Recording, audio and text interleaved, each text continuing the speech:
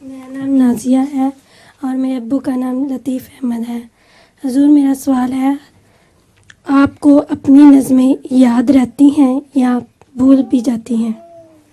کیا حضور کو اپنی نظمیں جو لکھی ہوئی ہیں یاد رہتی ہیں یا کبھی بھول بھی جاتے ہیں؟ بھول بھی جاتا ہوں اور بہت سی یاد بھی ہیں۔ جزاک اللہ حضور۔ حضور میرے پاس لطیفہ ہے۔ ہاں سنائیں۔ ایک عورت نے اپنی پڑوسن سے ایک کتاب پڑھنے کے لیے مانگی تو جواب ملا کہ میں کتابیں ادھار نہیں دیا کرتی، لیکن جتنی دیر چاہو میرے گھر میں بیٹھ کر پڑھ سکتی ہو۔